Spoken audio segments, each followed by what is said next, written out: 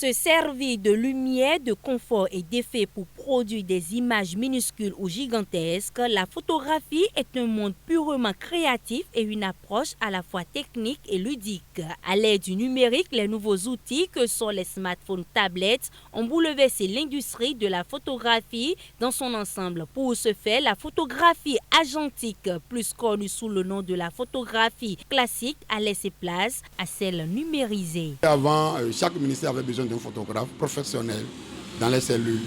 Mais dès que le numérique arrive, le SECOM de chaque ministère déjà a commencé par s'acheter eux-mêmes des petits appareils numériques et c'est eux qui vont aux missions avec le ministre et autres là. Donc déjà, ça a eu un coup sur notre rendement. Quand les clients venaient au studio, ils demandaient fais-moi photo. Mais aujourd'hui, quand tu ne fais pas attention, si la stratégie n'a pas été changée, c'est comme si la photographie aujourd'hui n'est plus rien.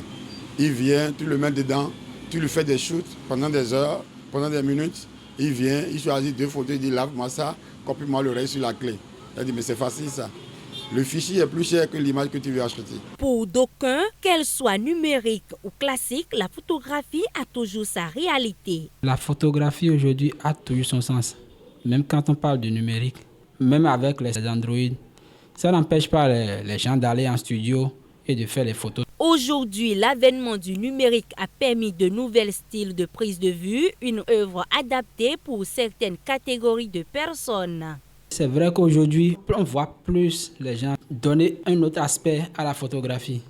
Le genre de photographie qu'on appelle souvent les photoshooting, c'est les photos qu'on prend mais qu'on va souvent retoucher.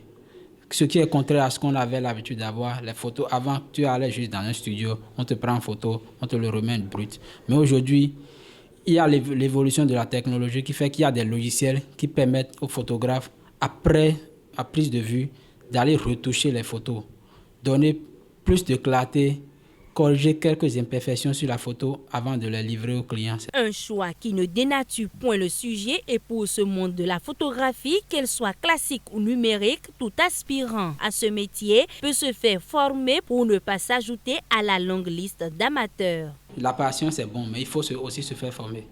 Parce que c'est bon, tu as la passion, tu as un appareil, mais si tu ne sais pas le manier, ça ne sert à rien.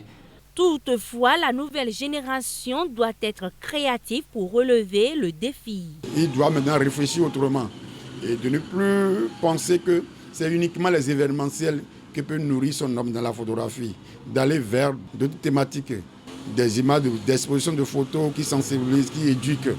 La photographie, bien qu'elle inaugure une nouvelle ère dans sa représentation, elle n'a toujours pas perdu son côté classique.